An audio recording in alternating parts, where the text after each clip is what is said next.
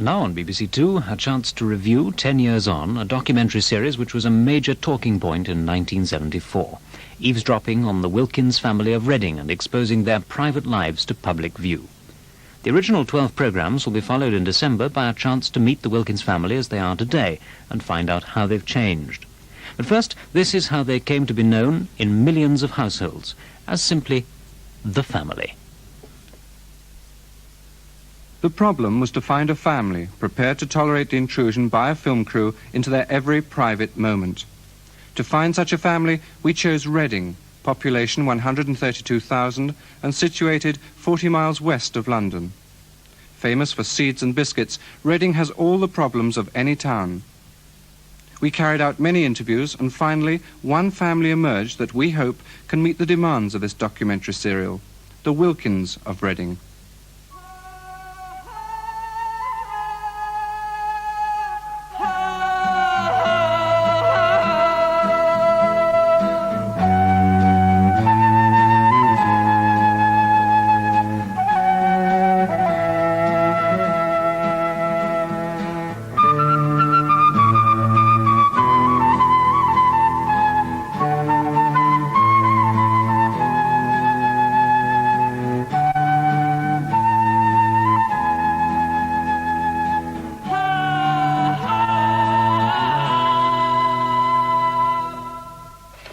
As you can see, we're filming. It is going to be a tremendous intrusion into your privacy because we will film everything and there's no lights, so you're not going to be in a position where you think, well, once they turn the lights off, we can talk in secret. We can really discuss the things that are necessary to making this family work. We are here all the time and we can film you at any time, anywhere. We've all talked it over. We know that much would be involved. So therefore, in for a penny, in for a pound, we're either going to do it or we're not going to do it. There aren't that many pounds in it. No, I know, I'm not. We're not interested in money in that respect. I mean, all right, fair enough, so we get paid. That is, by the way, that's a very nice bonus, so to speak, but it gives us a chance to portray ordinary people then, if you like, instead of actors and actresses on the screen. I mean, you see all these kitchen sink dramas with beautiful kitchens, all nothing out of place, no dirty pans and what have you, all sparkling. Well, people's kitchens aren't like that, only just a small percentage. There will be people who will object to your behaviour. There will be people who will object to your political views, your moral views. Well, people don't have to listen to us. You can always turn the volume down or just press the on and off button. Our opinions are what probably 60% of the people in this country think, but can't put over. They've got no media to put it through. This is an opportunity. You see, I mean, whether people will agree with us or not is beside the point. We are the ones who are doing it. One of the problems that we've got to try and overcome is the business of the public pressure on you, because we've never made films before where the people who appear in the films are still making other films and going out weekly. We've never attempted a documentary serial. So obviously when you go out into the street, people are going to say to you, you're the woman I saw last night. But don't you think we're in for a lot of leg pulling? My God, yeah. I mean, we've got this to contend with. I mean, you know what the boys are like there. I'll tell you the difficult thing you're going to have. The difficult thing you're going to have with this is when you're filming us, we've got used to it. It doesn't bother us. We've got people, say when I'm at work, you've got people coming, what's going on? What are they doing? You know, they're either going to shy away. Well, that's where we obviously have to rely on you and your family, because if you're used to it, you'll give them a sort of confidence. Does anybody have any real objections to our filming? No, we have. We've talked it over thoroughly, and we've no objections whatsoever. We're all interested to get stuck in, actually. What about you, Heather? Have you got any objections? Christopher! Chris! Come on, nobody said you can leave the table. Sit down. Just because you've finished, we haven't. Now sit and wait. Christopher Wilkins, aged 9, is the youngest member of the family, the butt of their affection and bashes. He attends the local state primary school. Sit quietly, please, while I take the register. Mark, Robert Ford, Robert Franklin, Andrew. Ashley Patrick. David Pearce. John Simmons. Christopher Wilkins. Yes, Mrs. Mannix. Marcia Bailey. Sharon Goodridge. Deborah Harper. Gaynor Harvey. Karen Cohen. Marcia Lewis. Heather Wilkins is 15 and reluctantly still at school. Frustrated at being regarded as a child, she eagerly awaits her dream of freedom and being grown up.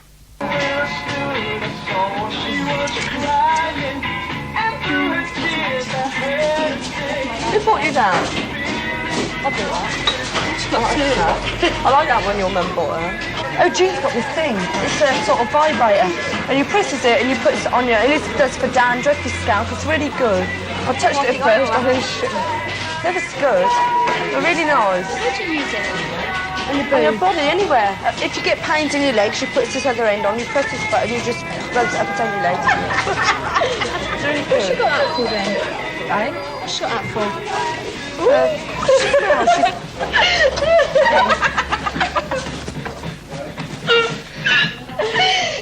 Gary, the eldest son, was married at 16 to Karen, who was then pregnant with their son Scott.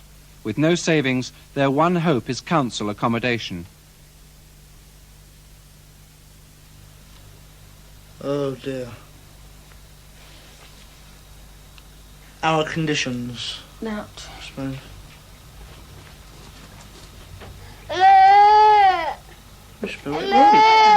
Good girl. That have deteriorated. Oh my God. Don't ask me to spell that, I'm still worked out. How do you do D-E-T. it? D-E-T? Yeah. Oh, deteriorated. E. Is it? R. I. I-T-D. You don't look like it, but still that'll do, won't it? That do, you understand. I'm older than that, you little son. We have one room. Yes? I'll put down about Mum. About Mum? Yeah. What about The fact her? that it's getting on her nerves. You're beginning to feel worse for it. My mother-in-law and I. Or my husband's mother, or my mother-in-law, yeah, it'll do. He's getting very... My mother-in-law has just given us notice that we have to find a place this year. That'll do. Without fail. That'll do. My mother-in-law has just told us that we have to find other accommodations during this year. In the near future. In the near future. We have Doesn't to sound so find direct. Other Scott! accommodations. Oi, you're biting me. I never said you could have it, I said you could have a... Situation is... Was that station or situation? Situation. At home. Tar. At home. Must be better when I start having a go at you. Yeah, but how'd you write it? Well, you broke down How'd your you write tears it before down? me because of the situation. Yeah, but... my husband and I... No, my husband, you sound like the Queen having a Christmas Day speech. Well, what then? He's like, I have often.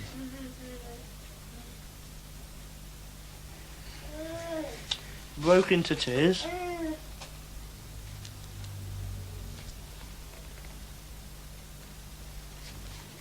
I just thought of a good phrase. Oh. Because of Is that two F's? one.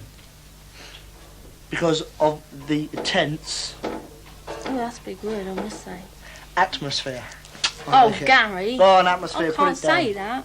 You can, but you've got to spell it. Well Is done. that it? Fantastic. Right. Which exists. All these big words, I don't understand them. Exists. Now that. Yeah, well, he's not going to believe it, is he?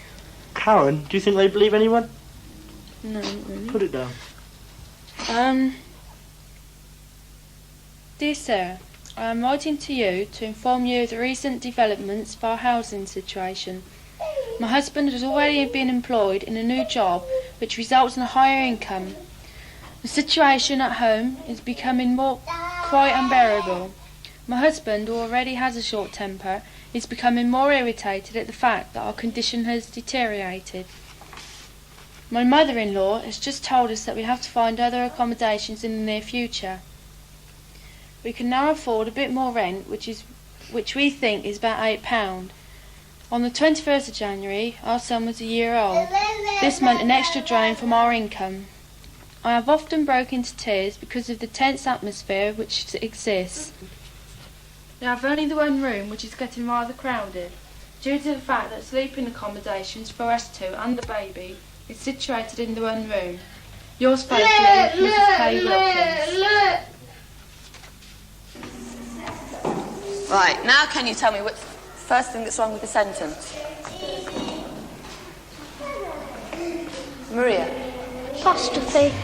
Something before an apostrophe. Dinah? Capital J at the beginning of J. No, very good. Capital J. And you know what's the next thing that's wrong? Everyone should know this now.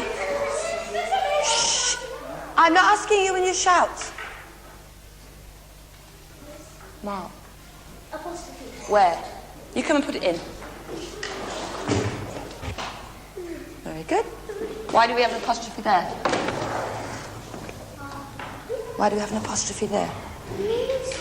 Chris, why do we have an apostrophe there? Because it belongs to her. What it's belongs her birthday. to who? The birthday belongs to? Jane. Very good. It's Jane's birthday. What's the next thing that's wrong?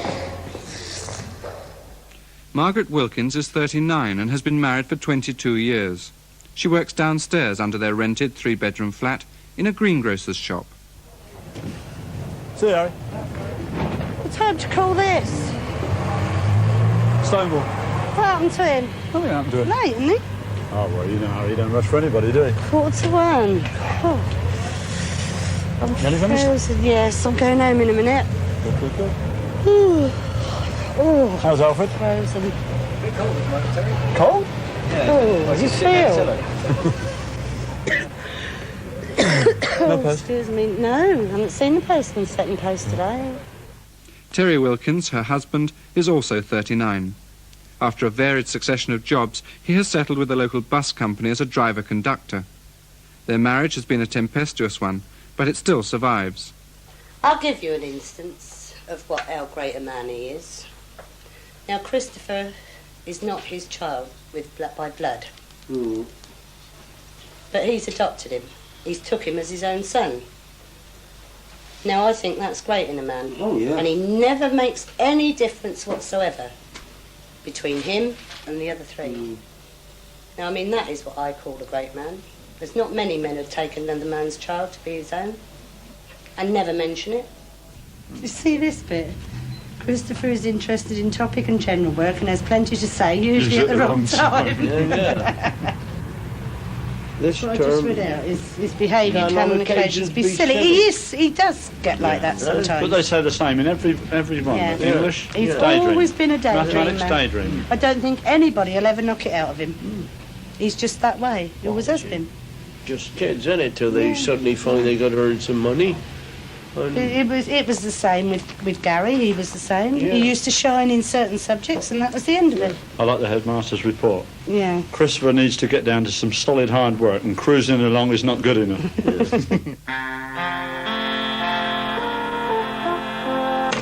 Mikey races to be on soon. Vegard Spetimoens of Norway is 6 today, and he's celebrating his birthday in the best possible way, by being alive. Christopher, we have the television off a minute, please. No. I want a little chat with you. Yeah, but I want to film it. Just 10 minutes or so. I want you to come and sit down with me. Just 10 minutes. 10 minutes. Well, 5 minutes then. Come and sit down. Not even Look at the that. mess you've made. Not me fault. Just sit quietly here with me. I had your school report this afternoon, didn't I? Yeah, it's horrible. Go quickly and get me an ashtray, please. But it's not good. It's not bad, actually, but it could be a lot better. It is. Now, you've put in arithmetic. You grasp arithmetic ideas easily, but you make careless mistakes because you don't concentrate. You're not watching what you're doing. You still do it in a hurry, like you always used to. You used to scribble it down ever so fast, and that's where you make mistakes. You're mucking around. That is is no daydreaming, good. you see. Instead of doing what we tell you to do, it goes in there, and then the minute you go out that door, you forget about it. Well, you've got to start thinking, do you understand? Because you've got to remember, when you get a big boy and you've left school, you've got to go and do a job of work, like Daddy does, like Gary does. Now, you want to be a bit clever and get a good job, don't you? And if you don't get a better job than me. If you don't get a good job, You'll get on better, won't you? you won't earn good money. You're not working as well as you could. You're capable of doing far more than what you've been doing. And if you only stop daydreaming and not concentrating, you'll get on well. If you keep on daydreaming and not concentrating on what you're doing, you're not going to get on and be at top of the class. Chris, that one says you're daydreaming. This one says the same. And that one. And that one. You see? The only thing you don't... Well, it's all the same. Chris. We're not telling you off, we're just trying to make you work a bit harder. Pardon? Come with me, we're going... Come on. Go and have your tea, then you can go and help Come on, Daddy and help you're close tired. up the shop. Come on. You're tired. Go and have your tea, and then you can go and help Daddy close up the shop with help, eh? Do you want to go and do that? No? What do you want to do then? Hmm? What do you want to do? Hmm? What are you crying for? Did you think we were telling you off? No, we're not telling you off, darling, honestly. We're not telling you off. We just want you to be a bit better at school and try a little bit harder and work a bit harder. All right? Eh? That's Muttley, isn't it? That's Muttley. I like his laugh. Listen. Look yonder. They're coming now. No Yankees are gonna trespass on my land.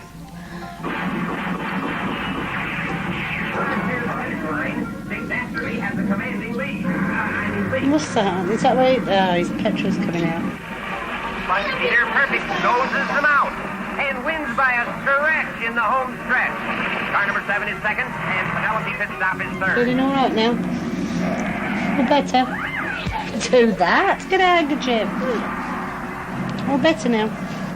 Gary left school at 15 and was a van driver's mate until his 18th birthday, when he followed Dad on the buses as a conductor. Oh, come on, I went to press my trousers, washing my hair, the lot. Well, you should have thought about that before you bloody got out of bed. You got any cigarettes? Yes. Good, right. Listen, you've done it in a minute. I called you at 9 o'clock. If you had all that to do, then why didn't you bloody get up and do it? Well, I was tired. You wasn't. I'll go to bed in a minute anyway. Why? My first trip's 2 minutes past 6. I'll be given the duty. Oh. Karen, I got up at 12:15. Yeah. By 1:45, I'd have my breakfast by the time I'd woken up. Yeah. Then Frank come in and started talking to him. Then what did I do then? Hold on. I walked in there, I bloody cried my eyes out because I saw the state that bloody place was in. What did I do then? Had a wash. But then it was, just after 1 o'clock, so I got... Yeah. I went round and saw Mother, and she said, Father's due on the 4A, going into Reading, so I went round and caught that. Yeah. Then I went to work. Yes, but I still didn't stop you from doing the bed. I didn't have time! You did have time if you got out of bed. You said I'd get washed and everything, didn't I, have my breakfast? If you'd have got over and I bloody called you, it wouldn't have happened, would it? You would. Tom Burns, aged 25, is not a member of the family, at least not yet. He is from Sheffield and engaged to the Wilkins' eldest daughter, Marion, an engagement that does not meet with the family's full approval.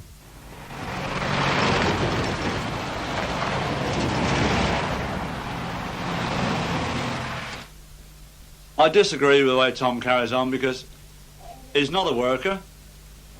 I mean, if Tom can stop in bed and have a couple of pints of beer at dinner time, he's quite content. So what the gaffer says to the captain, I said, I've got a great idea. He says, I know what we can do. He says, what's that? He says, if we get all the slaves, grease them all on the chestnut, put them underneath the front, he says, they'll just slide down. Marion Wilkins, aged 19, is Tom's fiancée. A fully trained manageress of a ladies' hair salon, she has lived with Tom on and off for 3 years. She wants to get married. There's no two ways. She has done for a long time. But, I don't know, Tom can seem to twist around his little finger. I think, quite honestly, he should play ball. he promised her that when they get a new flat, they will be married. I can't see it coming off, quite honestly. Well, she'd like to get married at the end of April, sort of thing, like, you know, but I'd sort of like to put it off a bit longer if possible, sort of thing, like, you know. Although I'd like to get married in that, there's still sort of something what's, you know, sort of holding mum back in that sort of thing. I mean, look, myself, I've got nothing against marriage whatsoever. But at the same time, you know, I mean, nowadays in that, I mean, if you've got two people like me and Marion that who sort of already lived together, which we have done for 15 months and that, I mean, why should we go and get married? I mean, we could go and live together again, sort of thing. Because as I said to her, and I said, fair enough, if you got married and that, people say to her, well, it's security and that. But to me, that's just bullshit. All her friends who she used to work with and that, you see, they've all got married. And they've all had kids and that. And Marion feels just that little bit left out. But Marion doesn't realise that. She's only 19. They're 26 and 25s and that sort of thing. And if they want to get married and have kids, fair enough. But you try telling my little Marion that, well, don't worry, love, 3 years' time, you'll be only 22, get married then. I don't know, I think men seem to get the idea they're getting trapped about marriage, you know. Plus the fact he goes into pub a lot and has a Hello. Oh. Well, how'd you get on? All right. Well, put it this way. I got to go back Thursday morning. Have you? Yes. What job was this? You had two you were going to The one down at Reading Garage. Oh, yes, I remember. I got to go down there. And he's taking me on Thursday. Lovely fella. Absolutely gorgeous. Taking you where? Down to the one at Berkeley Avenue. That's where they want somebody. Oh, where did you have to go and see him then? Basingstoke Road. Yeah. And then they're taking me down. He's taking me over to the bodywork. The one at Berkeley Avenue, so I can meet all the fellas and everybody else. What are you going for, the job or the fellas? Oh, he's not nice. Rather, did you let Tommy say that? I don't care. No, really nice he is, actually. And the job, it's very much the same as what I've been doing hairdressing-wise, you know, sort of... reception work. Yeah. And he said you need a lot of tact today. I started to laugh. I said, he said you need a lot of tact with customers and everything. I started to laugh. What's so funny? He said, what's so funny? I said, well, nothing. I said, you know, just what I've been used to, your tact and everything. I had to laugh. But you're quite prepared to live with Marion in the belief, or in her belief, that she might get married to you soon. Oh, well, yeah. Soon, yeah, I dare say we will get married in that. But I mean, I wouldn't get married just for the sake of going to the church and having a vicar say, you are now man and wife, and having a big piss up afterwards, you know? I wouldn't know, not just for that sort of thing. I mean, we get on well with each other and that. But even when we're living with each other and that. So, I mean, why spoil things by going to a church? Hey, baby. Marion, have you set a date for your wedding yet? No, Dad. You're going to start talking to Thomas about it? Yes. Because you'll have to get it fixed up soon, otherwise you're not going to get a date fixed at the registry office. They'll be so booked up. Besides which, you've been here 6 months now. And it's about time you were finding... Yes, as long as that. It's about time you... 4 months? Anyway. It's the end of October. All right, 4 months. It's getting... I think you've been here over a year.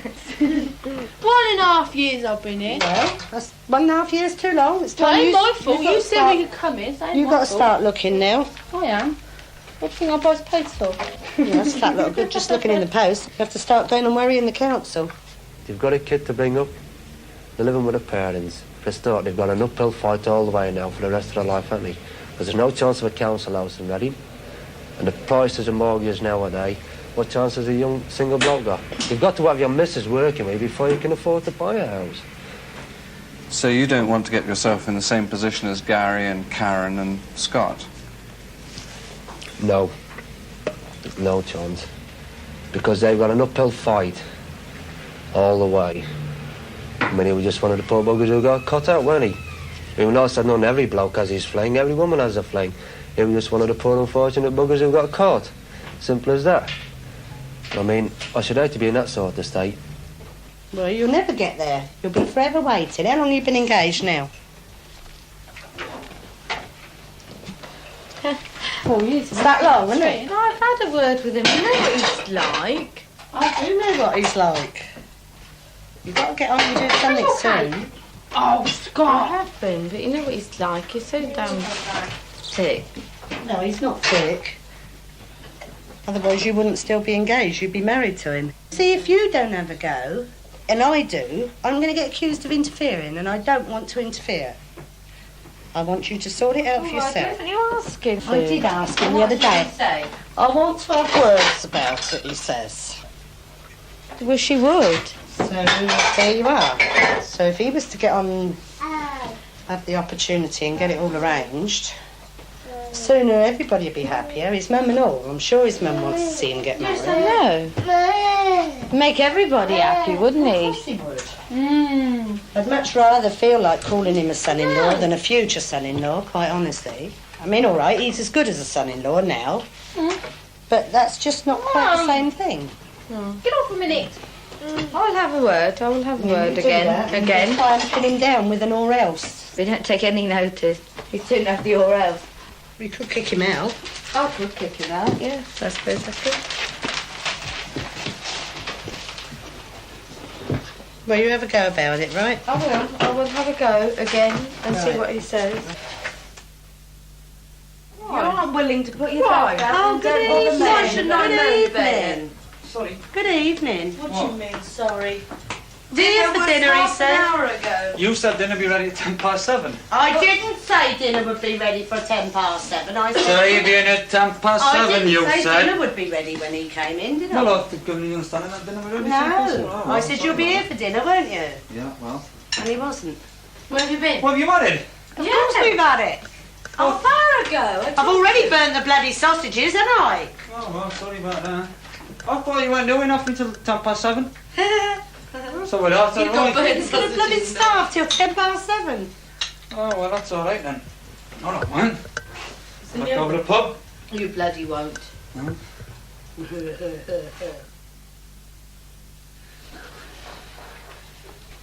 I'll do it. Treat you like a baby. See how you like that. Well, come on then.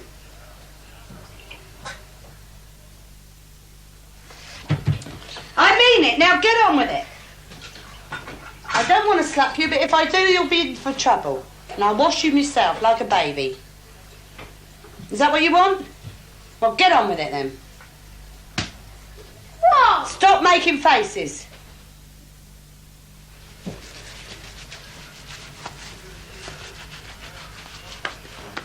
About time you could do this yourself without taking half the night about it.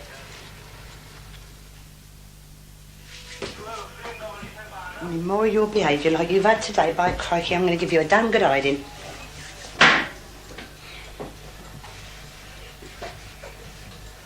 Hand up your arms. One more word from you and you'll be in bed. You're going to bed at 9 o'clock anyway.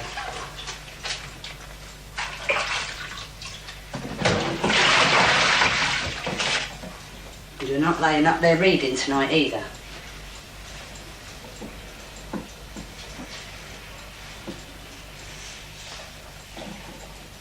You dry?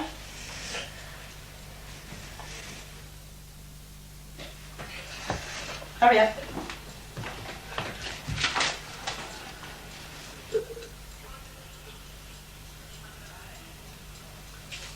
Come on, hurry up, I said. Right, now take that upstairs. Get your pyjamas on, and I want you 2 minutes, I'm coming up there, and if your pyjamas aren't on, hide in bed. Go on!